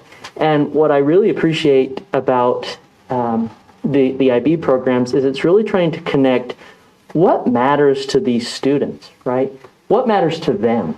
What matters to them personally? And then how can they, through that authentic learning process, do something about it, right? Whether it's learning it more or being an advocate for, serving toward a benefit. So hopefully that, I just loved what they were doing, reaching down and starting to make those connections about, 9th grade, here are different pathways you could choose from.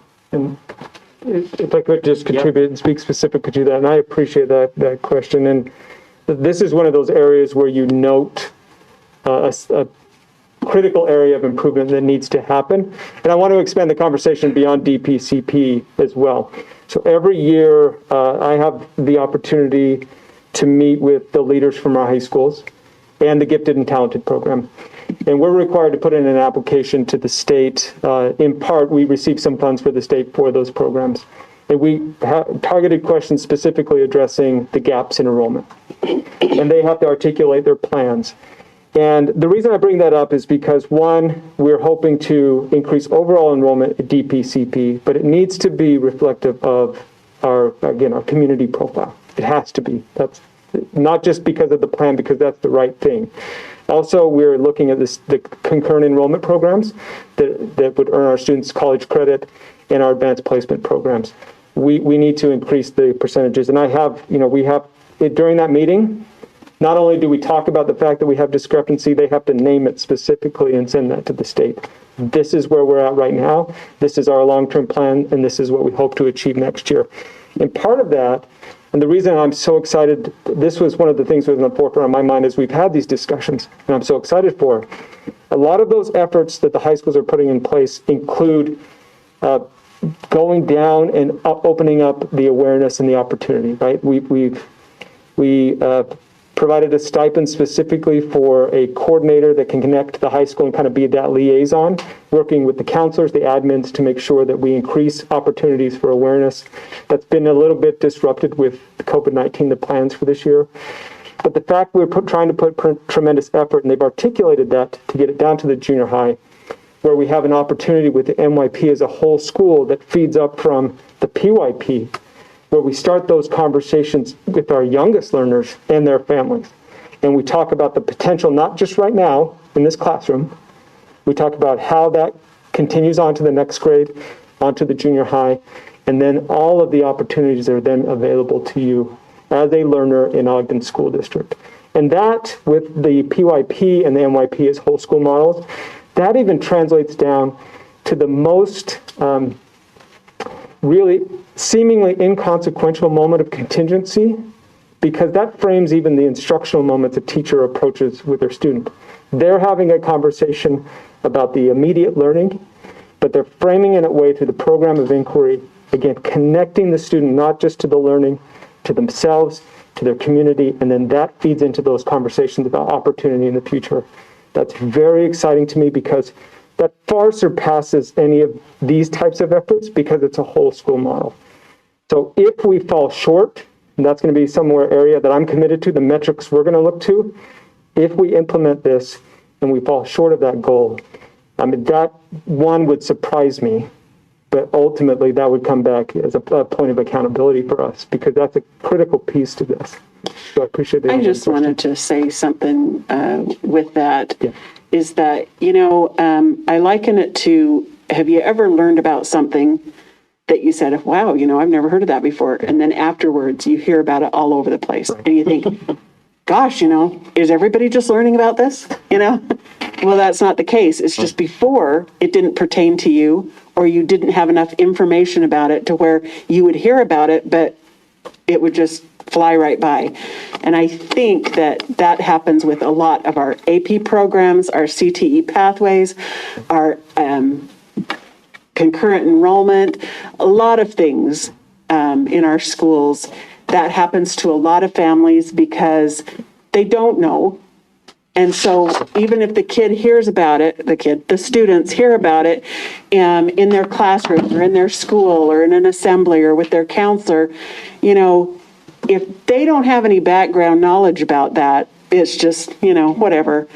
And so my hope is with the PYP program or an MYP program, with those programs, it's known. Yeah, I've heard that. I'm doing that, and so it's not something foreign that other people do, because there were a lot of things in my educational career that, those are things that other people do. And that it becomes a possibility that that's something that can be on my radar, that I can do that as well, because it becomes like a household word or understanding. And expanding on that, a piece of it is the awareness. And then as that contributes, it provides some system barriers that we've seen in the past. And I'm not speaking on behalf of the students. We've, as part of this process, gone out and connected with the students and listened and gained anecdotals. We heard a lot of students expressing feelings of not seeing themselves in the programs either. So there's systems barriers, and then because of maybe longstanding systems barriers, they're kind of almost self-selecting out of opportunity because they don't see themselves in those opportunities. As we saw with that video, IMIB, we saw it with the IB produced video. From grade K on, I want all of our students to fully see themselves as part of our experience and see everything that's available within our educational experience as open to them. And that's a huge challenge. That's a cultural shift, but the structure with IB is the whole school model, I think, gives us a better foundation to tackle those problems. And I think district-wide, we have some work to do with that as well. Board member Richard has a question. Okay, just back to the authorization process.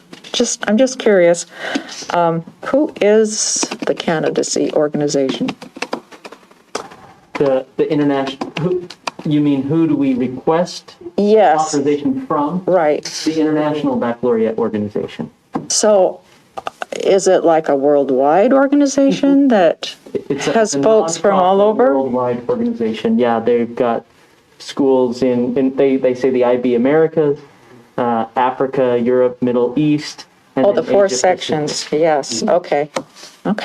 So when the kids have a chance to travel, is there a little chunk of time that they get to go and visit, or how does that work?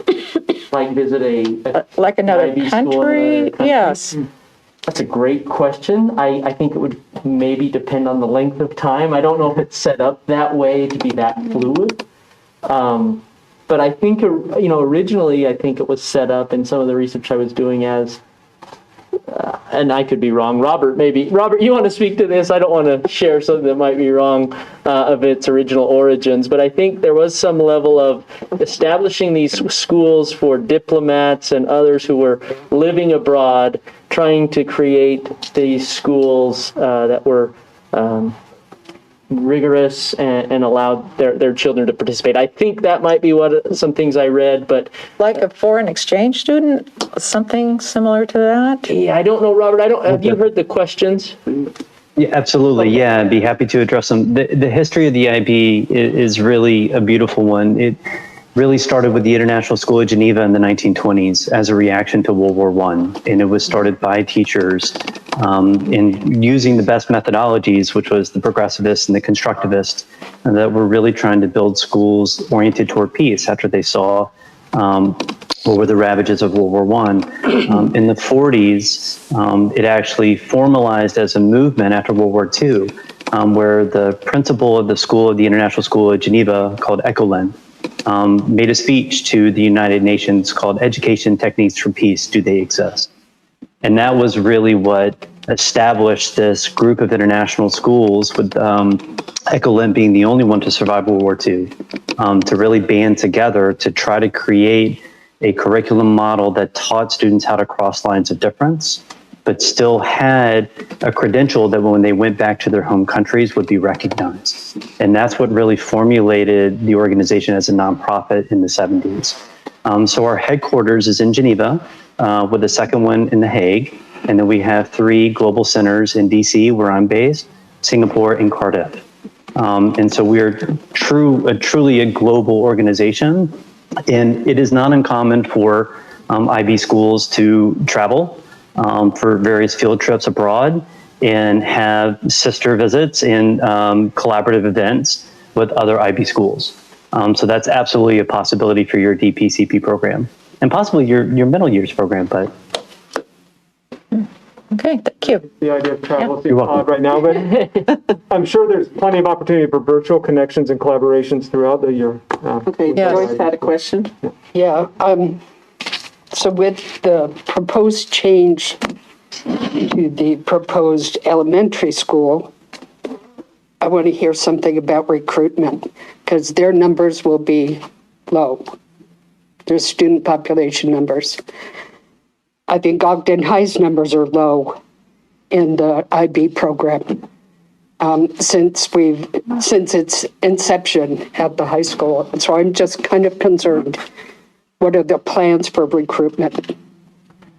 So in terms of, let me kind of start from the top with the DP and the CP when you say those are low. And I just want to bring us back to those are the opt-in programs, right? When we think of there's other concurrent enrollment and AP courses, and looking at it broadly at a high school, there's a lot of options. And so in an opt-in rigorous course, those numbers might be small. And I think we'd agree, would love to see those expand, which when we get to the PYP and MYP, where it is that whole school approach. So we're looking at this as an opportunity to market aggressively, both in district, as Adam mentioned, removing some of those other barriers, but also what could this mean for out of district? I think there is a big appetite, obviously, for schools that provide a well-rounded education, and something like an IB that is well recognized could be a draw, and we will market aggressively both internally and externally to that. And the same with the middle years program, right, where that's that whole school approach. At least those two things coupled together, one, provide opportunities, whether they decide to go DP or CP or not, it expands that opportunity to grow AP, CE, other CTE pathways. But it starts, I think, with those individual communities and really understanding what does it mean to have an IB school in our backyard? What does that even mean, right? Starting there, doing similar to what we've done tonight, share those thoughts, share those ideas, the philosophy, what it means from a parental perspective, what it means from the student perspective, what it can mean for their future. So I think it starts really kind of growing that excitement locally as that expands that understanding, that marketing, hopefully drawing others in to be part of that, which ultimately results in students entering Ogden High really with as many options as they want, and then beyond that, multiple options. Well, I will tout one of the Ogden High IB graduates that received a $400,000 scholarship to New York University and started at NYU Abu Dhabi. And she came back to the NYU Tisch School of Arts and finished that. And I'm sure all of that came about, I mean, beside being a smart kid, but came about because of IB. We certainly believe that there's a lot of opportunities for students, teachers alike, and for our district to have another program, and I'll say another one because I think we're rich in things that we offer, but one more layer that's would be world renowned, right? A world school, and that designation I think carries some weight behind it. Well, and I would just point out that you don't have to be in the primary program or the middle years program to be successful in IB. You know, one of my daughters, she is just very into learning. And that's something that she wanted to do. And she went to Hillcrest Elementary, was not in any special program, went to Highland Middle School, junior high, with no special program, had some honors classes, and she got into the IB, she went up to the IB program at Ogden High, and she was able to hold her own with all of the other students that some did come from special programs and so-called better education from what you hear in society. And so I like to tout, and whenever I can, and my daughter who went to Hillcrest Elementary and Highland Junior High did fantastic in IB. Amber had a question. So with the foreign language, what is the prerequisite that they need right now just to get into that DP program or CP program? Foreign language requirements. So we would like them to have taken their language classes before for a year or two. However, if they don't, we have different levels that the students started, and we just start them where they're at. So they can be a beginner in the foreign language. Yep. And with the foreign language aspect, it was mentioned in the presentation, the PYP and the MYP emphasize the additional languages as a strength in the learning. And so students will be exposed to that potentially, again, if we proceed with that, potentially even in the elementary school, that emphasis on acquiring a second language. Anything else? Okay. Thank you very much. Appreciate your presentation. Hopefully we stayed in our 15 minutes. You did really well. You did really well about an hour ago. That's okay. We're going to take a 5-minute break, and then we will come back and finish with our last item of the night. Okay.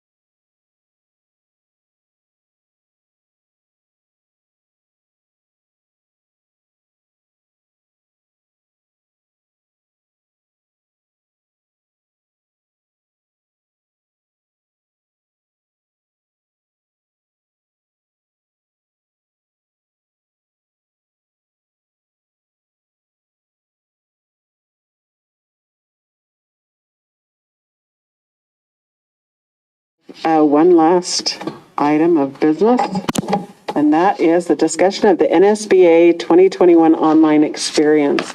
The NSBA conference for public education leaders is going to be virtual this year. It is, well, they call it an online experience. It's April 8th through the 10th, and it starts like at 12:30 and goes to 5:30, but that's Eastern time. On Friday? And that's on April 8th through 9th, and then noon to 4:10 p.m. Eastern time, April 10th. So I could not find anywhere where it shows us what workshops and which what do you call them? Breakouts they're going to have. We do have our 9 tracks. Well, they have the 9 tracks, but they don't have the actual. Did they have the actual? Yeah, they have the courses.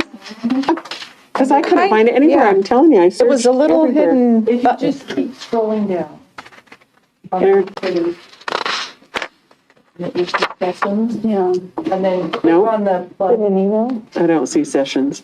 All the way at the bottom, and then there's the plus signs, and it'll open up more. Okay. Anyway, we need to know who wants to do this. Well, I know I do. And we'll get you signed up. I think us Yeah. newbies want to learn. Okay, yeah. No, they have some valuable stuff. They do. Yeah, typically, in years past, if I'm a board president, it's on site somewhere, right, in the country, and it changes different locales.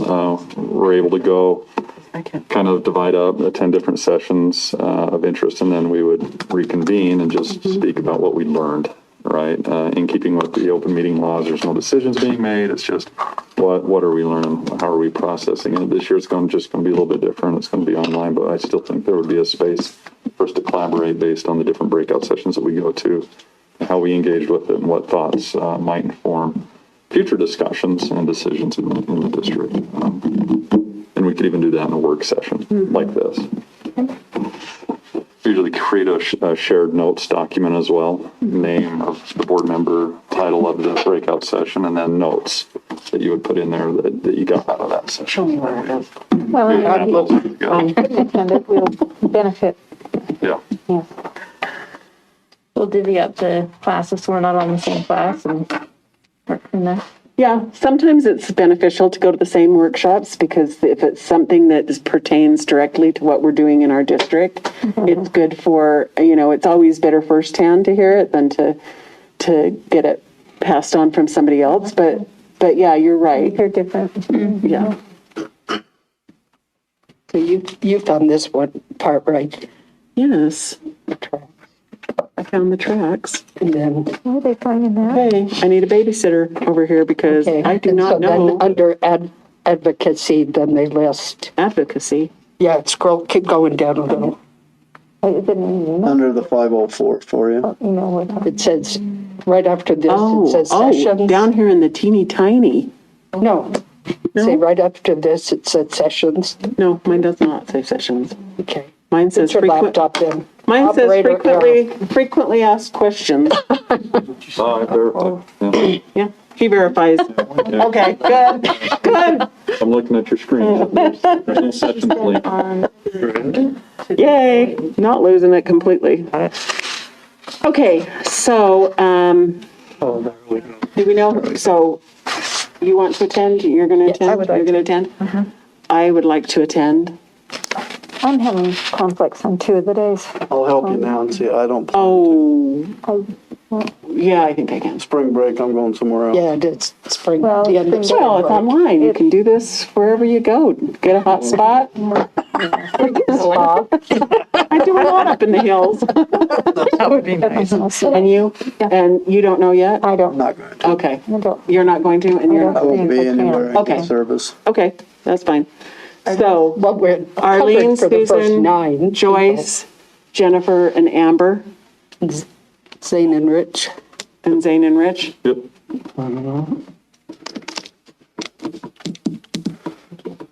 Thank And you. we could have two more if they wanted. And that, is that everything? Oh, Did you want to talk about the equity? oh, yes. Oh, I'm sorry. I wasn't Yes. sure when you wanted me to speak on it. Yes, yes, the equity in, yes. Yeah, so It's actually, linked with NSBA.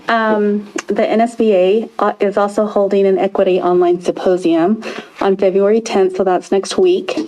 And it is free and it is virtual.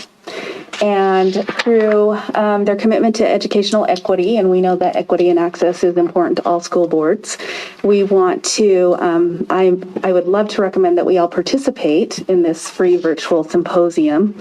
As you know, or maybe don't know, the NSBA created a DIRE initiative, and DIRE stands for Dismantling Institutional Racism in Education. And it's also from 1 through 5 p.m. Eastern Standard Time. And as I was looking at the agenda, there's some really great keynote speakers and sessions. One of them actually says, equity starts at the top, a panel discussion with education leaders. There's also another one where it talks about prescribing the equity lens, which is related to board members.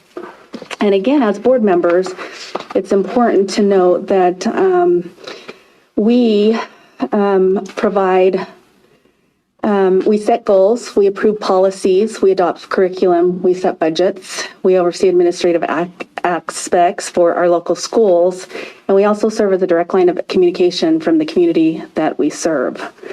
And part of our responsibility is fulfilling the promise of public education. So I highly recommend that we attend this as a group together. The date? Yeah, February 10th. February 10th. What were the hours? It's from 1 to 5:10 p.m. Eastern Time. So, Oh, 11 to 3. So it's 11 to 3. 11 to 3 here. Okay. So it may be difficult for some of us. What day of the week is this? Wednesday. Oh, you can do it. Oh, the 10th. Already signed up. You were? Testing. Oh, really? I don't usually work on Yesterday. Wednesdays, but I'm testing kids all day. Sign up. But I can probably fit it in. Yeah, I've signed up and planned to attend. That's great. Okay. Was it in our mail? Yeah, I just Googled equity online. I just Googled NSBA equity symposium. Oh, yeah. And You can see it on there. you can get it right there. And it's got the schedule. Yeah. And just for future information, I've asked Arlene to research some training on, and now it's just left me, equity and diversity and inclusion. And then also, as well as, I think it would be beneficial also as a board to get some training on poverty. I've been through a few trainings on poverty, and it really is enlightening. And all of these trainings would be really good for us as Arlene says, as we're making decisions and figuring out the best path forward for our students. So with that, any questions on any of that? Okay, with that, we are adjourned.